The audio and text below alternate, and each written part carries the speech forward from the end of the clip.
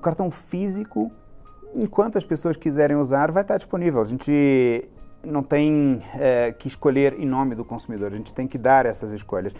E, curiosamente, a gente vê que em vários lugares do mundo, onde, por exemplo, na Austrália, minha esposa é australiana, então eu vou lá com frequência, acabei de voltar de lá. Na Austrália, onde 99,5% das transações são feitas por aproximação, uma enorme parte são feitas com o cartão físico, mesmo tendo uma população com smartphones, com relógios digitais. Então, a gente pensa nisso como se fosse um canivete suíço. A gente dá todas as opções e o usuário vai adotar a que mais lhe convém.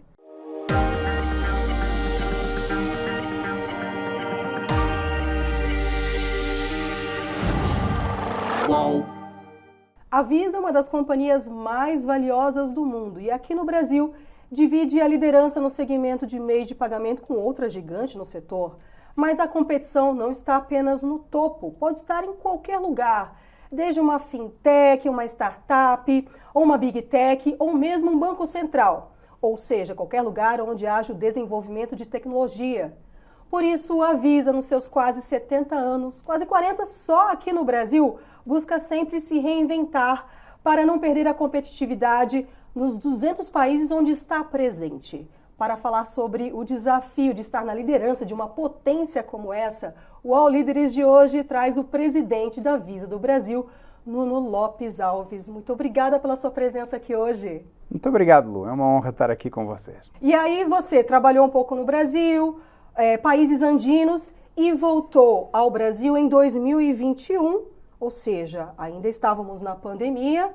Um ano depois da criação do Pix, qual era a sua missão como presidente da Visa na época que você chegou de volta para essa missão? A missão era exatamente adaptar a Visa para um novo cenário. Um cenário pós-pandemia com muito mais digitalização dos meios de pagamento participando do consumo, com novas possibilidades se abrindo a partir das novas tecnologias que foram sendo desenvolvidas. Então, é um cenário de desenvolvimento, basicamente, daquilo que pode ser o nosso futuro, não só no Brasil, como na nossa companhia. Mas aquele contexto não era nada fácil também. Pandemia, um ano depois do Pix, você chegou com algo específico em relação a esses temas? No final, a pandemia ela acelerou muito a adoção de pagamentos digitais, até por necessidade. Então, o que nós vimos foi uma adoção acelerada, não é? E o Pix acabou trazendo mais argumentos ainda para que a grande parte da população pudesse usar um meio de pagamento digital. A nossa missão foi, durante todo esse tempo, colocar em pagamentos a transformação digital. Então, à medida que a gente sai do dinheiro em espécie, que não tem tantos atributos assim, que não nos permite fazer com que a sociedade se desenvolva tanto, a gente passou a ter um campo de atuação muito alargado. Então, no final, a gente tinha aqui, como a gente gosta de chamar, um playground maior para poder fazer aquilo que a gente faz. E o Pix, como é que a empresa recebeu essa concorrência de um órgão oficial como o Banco Central do Brasil? O Banco Central buscava dar à população uma ferramenta para fazer diferentes coisas que no passado talvez não tivessem ainda tão bem resolvidas, começando por transferências bancárias que não eram tão convenientes, que tinham o seu custo e que passaram a ser grátis e disponíveis 24/7. Então, isso ajudou bastante a população em diversos casos de uso. E, naturalmente, a população pega nessa ferramenta e adopta em outras situações onde não necessariamente está fazendo apenas uma transferência, mas pode estar fazendo um pagamento. Então, o Pix acabou preenchendo espaços em que a indústria vinha também trabalhando bastante para conquistar, mas, no final das contas, com os seus próprios atributos. Então, principalmente naquilo que é a base da pirâmide da população e de comércios, o Pix teve uma penetração rápida e, no final, a gente também, como indústria de cartões, foi avançando por aí. Eu diria que mais uma entidade que se junta à nossa missão de digitalizar os pagamentos. E, principalmente, o Pix ficou popular entre os trabalhadores informais. E já são quase 40 milhões no país, um recorde. Como é que a Visa vê esse público? A Visa busca levar os benefícios de pagamentos digitais para toda a sociedade, para pessoas, para empresas, para governos. Então, naturalmente, esse público também está no nosso escopo. O que a gente quer é dar as ferramentas para que esse público possa se desenvolver. O que acontece aqui é que nós temos um processo de desenvolvimento tecnológico que tem que acompanhar essa ambição. Então, todo mundo tem algum tipo de dispositivo conectado à internet, seja um smartphone. E o Pix pode ser usado a partir daí. A aceitação de cartões começou a ser possível nesse dispositivo a partir de uma tecnologia recém-lançada chamada Tap on Phone, que permite que um cartão seja aproximado desse celular e isso vire uma transação digital. Então, no final, nós também vamos buscar formas de chegar nesse público, oferecendo os nossos argumentos e outros mais que nós temos aqui, obviamente, muito associados à conveniência, segurança, disponibilidade. E, bom, eu dei uma olhada ali no relatório e ali, logo no começo, aparece uma figura ali que é o alvo da Visa, são os alvos, né? Mas ali, bem no centro, está ali o core business, que é o negócio principal, que são os cartões de crédito, de débito e pré-pago. Essa é uma figura global de Visa. Aqui para o Brasil serve também ou vocês precisaram fazer algum tipo de adaptação diante da realidade das nossas jabuticabas, como o Pix? Vamos começar pelas credenciais. Obviamente que a maneira de acessar a Visa como consumidor é ter uma conta. E essa conta a gente chama de credencial. Não necessariamente é um cartão, ela pode existir dentro de um celular, dentro de um relógio. Então, a gente chama de credencial para generalizar. Desde a pandemia, para pegar no seu horizonte temporal, a gente cresce de uma forma composta o número de credenciais mais de 20%. O que significa que a gente tem conseguido dispersar cada vez mais contas Visa pela população. E uma enorme parte disso exatamente servindo a base da pirâmide, que vai de encontro à resposta anterior. Ao mesmo tempo, a gente viu evoluir a nossa aceitação em mais de 30%. Então, hoje a gente fala de 22 milhões de comércios no Brasil que aceitam credenciais Visa, em geral, com a aceitação aqui é aberta de todas as redes. Isso contrasta com o número de 2019, que estava em torno de 7 milhões. Então, veja a expansão na aceitação, justamente entrando nesses pequenos comércios, que é onde estava ainda a grande oportunidade, e também na base da população. Então, a gente consegue agora trabalhar com todo esse espectro. Mas não adianta ter tantas credenciais se a gente não tiver uma forma de engajar o consumidor. Então, junto aos nossos parceiros emissores, a gente usa ferramentas como a nossa própria, chamada Vai de Visa, para engajar esses consumidores. E aí a gente hoje tem 140 milhões de credenciais cadastradas, com uso frequente, justamente para estimular que se use tanto débito quanto crédito, e a gente dá vários benefícios para ir engajando o consumidor. A gente trabalha com mais de 20 bancos nessa dinâmica. Obviamente que cada situação tem que ser tratada da sua maneira. Então, aqui no Brasil, números que a gente acessa dizem que 60% da população não tem uma conta de crédito. Então, pode ter um pré-pago, pode ter um débito. Tem, na verdade, a enorme parte dessa população vai ter uma conta débito ou pré-paga, mas o crédito ainda é uma área de oportunidade à medida, obviamente, que o perfil de risco seja ajustado ao apetite dos bancos participantes, não é? Quando a gente fala de credenciais de débito e pré-pago, a gente ainda tem muito potencial de levá-las para a utilização online. Por muitos anos elas foram usadas para sacar dinheiro no ATM. Hoje a gente tem uma utilização massiva no ponto de venda, mas a gente vê que no mundo online ainda existe uma grande oportunidade para expandir a sua utilização. E aí vem projetos que a gente faz como indústria, como o débito sem senha, como o próprio Click to Pay, e a gente dá mais argumentos para que essas credenciais sejam amplamente utilizadas. E Nuno, o cartão de plástico, ele tem prazo de vida, expectativa de vida? Já dá para ter uma ideia até quando ele vai ser usado no mercado aí? Ou não, assim, o mercado não arrisca o fim do cartão de plástico? Como é que vocês veem isso? A melhor resposta que eu posso dar é até os consumidores quiserem. Porque no final das contas, a gente não tem que fazer essas escolhas, a gente tem que disponibilizar os métodos que forem. Então, a gente tem esse cartão desmaterializado usado no celular, usado no relógio. A biometria permite, em alguns casos de uso, não usar qualquer meio, porque apenas os seus dados biométricos permitem que você acesse a sua conta. Quando a gente está usando aplicativos, esse cartão, entre aspas, ele está guardado em algum serviço para que você possa usar sem sequer ter que procurar nada. O Click to Pay, ele permite listar os vários cartões de várias marcas que você, como consumidor, tem ali na hora do checkout. Então, o cartão físico enquanto as pessoas quiserem usar, vai estar disponível. A gente não tem que escolher em nome do consumidor, a gente tem que dar essas escolhas. E, curiosamente, a gente vê que em vários lugares do mundo, onde, por exemplo, na Austrália, minha esposa é australiana, então eu vou lá com frequência, acabei de voltar de lá.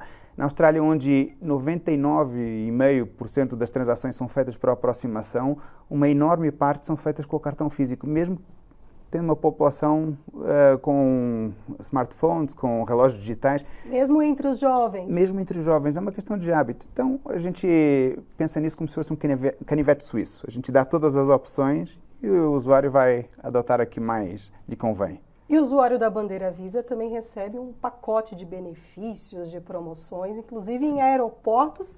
Tem um comercial, inclusive, com o Bruno Gagliasso e a Fernanda Paes Leme. Como é que tem sido essa experiência de levar isso para o marketing da empresa, junto com esses garotos propaganda?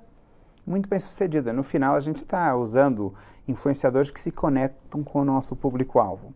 E que é muito melhor falar de benefícios no contexto da sua utilização, durante uma experiência onde quem assiste se vê ali refletido, do que ficar listando argumentos num comercial seco. Então ali a gente tenta traduzir aquilo que o usuário vai sentir na voz do Bruno, na voz do Zeca lá atrás, do Pedro. Então a gente gosta de mostrar na prática o que a gente oferece. No final, essas pessoas buscam experiências, buscam acesso a coisas que talvez não soubessem que existia e a gente quer abrir esse mundo inteiro para elas.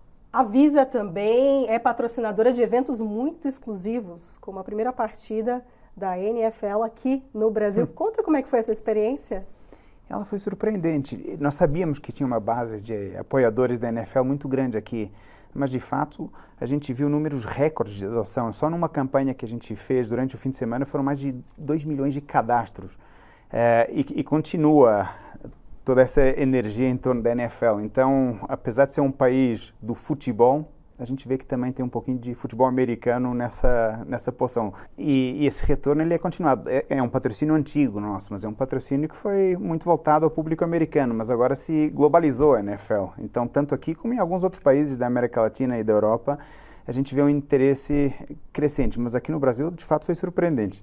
Nuno, eu olhei o balanço da empresa também, né? E o que chama muito a atenção é o provisionamento para questões jurídicas, isso no mundo inteiro. Chamou muito a atenção, isso é logo destaque no balanço. E houve uma causa no ano passado que envolveu também a Mastercard, que a Visa, as duas empresas, essas duas gigantes, precisaram recuar em tarifas. Eu queria saber, trazendo aqui para o Brasil, tá? Qual é a ordem dessas taxas cobradas de lojistas e o que pressiona para a redução dessas taxas? Então, Lu, as taxas cobradas, elas são muito específicas de cada mercado. Em determinadas regiões, para conseguir afiliar um comércio, existe um custo operacional maior e quem cobra a taxa, nesse caso do comércio, é o adquirente, é a credenciadora. Essas taxas, elas também têm uma influência do intercâmbio, que é o quanto o emissor, o banco emissor, acaba cobrando dessa adquirente, dessa credenciadora. E ali tem vários fatores que são considerados. O tipo de cartão utilizado, se é um cartão mais afluente, menos afluente, se são segmentos específicos, alguns deles até incentivados. Então, são várias dinâmicas observadas com um único propósito, que é fomentar a utilização, que é fomentar a expansão da aceitação e do próprio uso a partir dos benefícios que podem ser convertidos ao portador por ter esse fundo disponibilizado nessas taxas. Então, no final, o que a gente tem ali é uma grande equação de valor em que a gente consegue incentivar o comércio a adotar, a gente consegue incentivar o portador, através de benefícios, a adotar. É claro, o regulador tem uma observação muito próxima dessas tarifas. Elas têm que ser sustentáveis e justas para todas as partes. Agora, é uma evolução constante. E cada mercado evolui da sua forma. Então, aqui no Brasil, a gente tem a nossa forma e ela é que tem possibilitado o crescimento muito grande desse mercado. A ABEX divulga que 60% de todas as compras são feitas em cartão, em termos de volume de pagamento. Isso só é possível porque existe valor sendo disponibilizado a comércios, a consumidores, a adquirentes, a emissores. A gente consegue está no centro dessa coordenação, dessa orquestração. E a corrida pela segurança cibernética também é uma questão sensível para vocês, né? Ela é muito sensível e está no cerne do que a gente faz.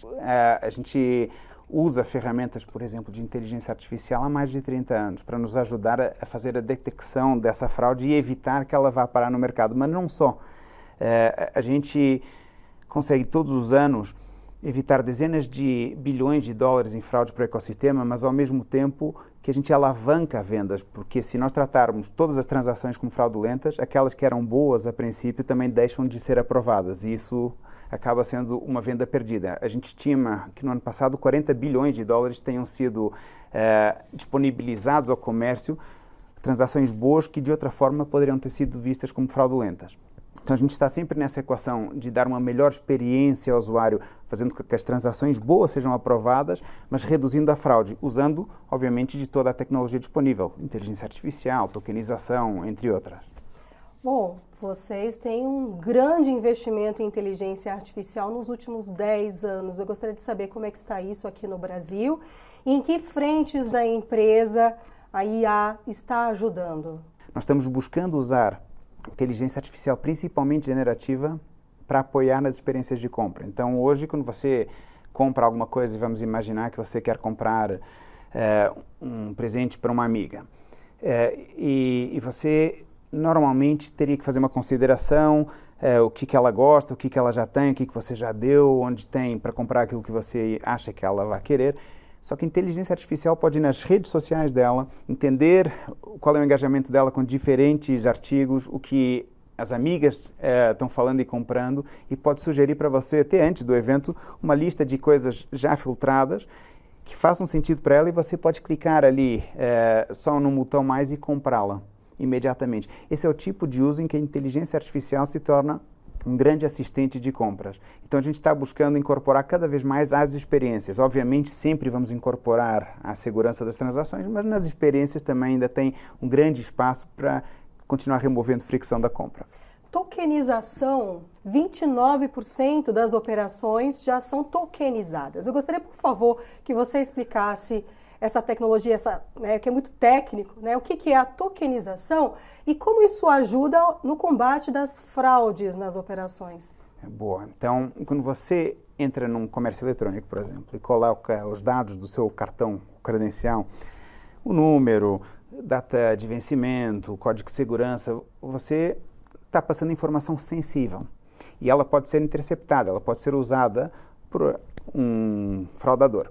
A tokenização, ela substitui tudo isso por um dado que serve especificamente para essa transação nesse dispositivo. Vamos imaginar como numa festa junina, quando você chega lá e compra aquelas fichinhas, certo? Para usar nos diferentes estabelecimentos ali. Se um ladrão chegar lá e roubar todas as fichinhas e for no supermercado, numa loja de eletrônicos para tentar comprar alguma coisa, não vai conseguir, porque aquelas fichas só servem para a festa junina. Então a tokenização é exatamente isso. Você substitui um dado sensível por um dado que a gente consegue converter, mas que tem um propósito muito específico. Quando você faz isso, você dá ainda mais segurança. Então, no mundo inteiro, eu falei que eram 4,6 bilhões de cartões, entre aspas, credenciais, são 11,5 bilhões de tokens já. No Brasil, 400 milhões de tokens.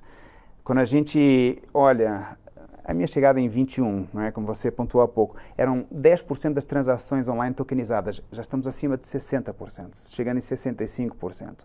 Então, a gente tem muito mais segurança nessas transações, aumenta a aprovação, diminui a fraude. Ótimo. Nuno, eu vi também no material da Visa que os últimos anos foram dedicados a muitas parcerias, inclusive com startups.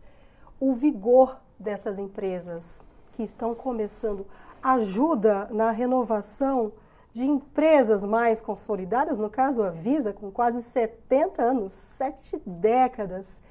Isso é fundamental? Isso está sendo uma prioridade para a Visa, essas parcerias?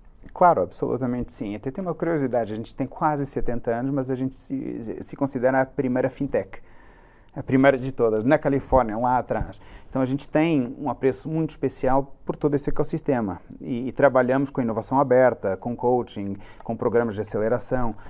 Uma startup que eu gosto sempre de mencionar, com quem a gente trabalha muito, é a Celero, que ganhou vários prêmios de inovação no Open Finance e que nos ajuda a levar cada vez mais valor ao nosso mercado. No caso da Celero, imagine que as pequenas e médias empresas conseguem ler onde tem contas a pagar e a receber e montar um fluxo de caixa otimizado para fazer melhor gestão desse fluxo e colocar, quando tiver ativos disponíveis para render, quando precisar de um produto de crédito, contratar, mas manter o seu fluxo de caixa estabilizado. A maior causa de mortalidade das pequenas e médias empresas é justamente gestão de fluxo de caixa. Então, temos aqui só um caso, entre outros tantos, em que uma fintech nos ajuda a expandir a nossa oferta de valor. Então, em associação com várias fintechs, a gente procura preencher todos esses espaços onde exista uma necessidade ou alguma dor e que a gente não precisa de inventar tudo, a gente precisa de ter as melhores associações.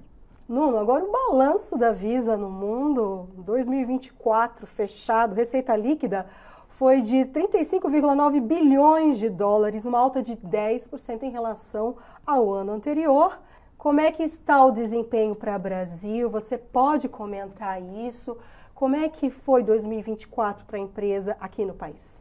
Eu não posso abrir números específicos por política da companhia, mas o Brasil acompanhou essa tendência da América Latina, o que significa que a gente ainda tem muito potencial de expansão pela frente. O Brasil é um dos maiores países para a Visa no mundo e, obviamente, para a América Latina também. Então, o Brasil está nesse pacote, obviamente. Nós temos, como eu dizia, muito potencial tanto em pagamentos a consumo como em outras áreas que a gente começa a explorar. Então, talvez a diferença do Brasil é que o Brasil vai avançando um pouquinho mais em áreas como serviço de valor agregado, como transações que não são a consumo, mas que são transações entre empresas. Então, o perfil da receita pode mudar um pouquinho, mas o crescimento do Brasil acompanha essa tendência global, o que prova que a gente tem muito a oferecer ainda. Vamos falar sobre você. O que essa experiência toda em diferentes mercados te agrega hoje, no cargo que você ocupa de presidente, ter lidado com culturas tão diferentes para fazer negócios? O que isso somou e juntou no que você é hoje, no que você entrega hoje para a Visa? Quando você tem que se integrar a uma nova cultura, você tem que aprender sobre essa cultura, você tem que se desfazer dos seus conceitos que servem para uma referência que você traz, de onde você morou antes, para entender como é que as pessoas pensam, como é que as pessoas decidem, como é que as pessoas recebem as informações, como é que as pessoas interagem.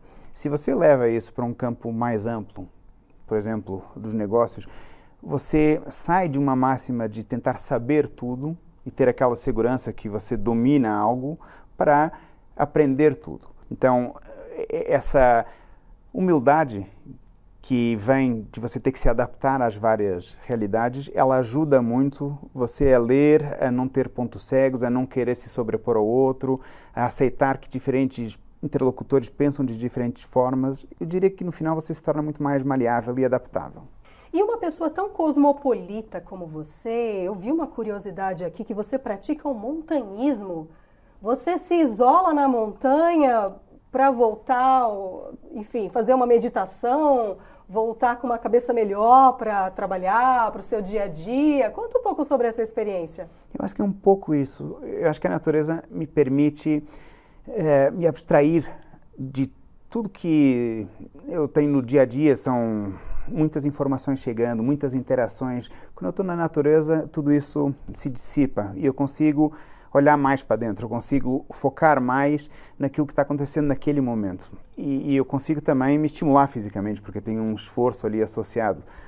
Tem uma certa, os ingleses chamam de stamina, né? Tem uma certa adrenalina que vem ali junto e que me recalibra, eu ponho dessa maneira. E eu gosto muito da natureza, ela também me traz muita energia. Então eu procuro associar esses momentos de meditação através do exercício com estar num ambiente rodeado por árvores, por montanhas, etc. E dessa experiência no montanhismo, conta alguns pontos, alguns picos mais interessantes que foram mais emocionantes na sua vida. Tem alguns, mas talvez aquele que seja até hoje o mais emocionante foi o Monte Kilimanjaro, que é o ponto mais alto da África.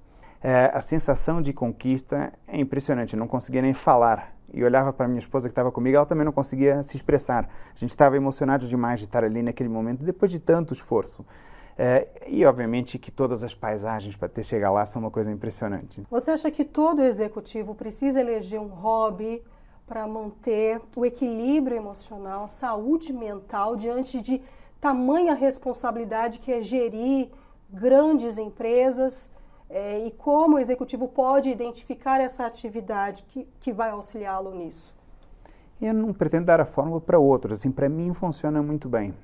Um dia a dia como o meu, e acho que é o mesmo para os meus parceiros de indústria, é muito preenchido. São muitas interlocuções com o C-level de grandes bancos, com o regulador, com a imprensa, com todos os funcionários, ou seja, tem muita, bom, para não falar do board global da companhia e regional, então tem muita demanda pela nossa atenção, pelas nossas decisões, são muitas decisões todos os dias que temos que fazer e muitas com um peso muito grande. Então, uma forma de encontrar paz, de nos reconectarmos com a gente é essa, e funciona muito bem para mim. Eu conheço de outros colegas que o esporte também provê esse espaço. Eu recomendo. Agora, cada um vai encontrar a sua forma. Outros meditam de uma maneira mais clássica, com yoga. Eu não consigo fazer isso, mas eu consigo através do esporte. Nuno, foi um prazer conversar com você aqui. Muito obrigada por todas essas informações de Visa, sobre a sua vida, a sua carreira. Muito obrigada. Muito obrigado, Lu. Foi um privilégio estar aqui com você.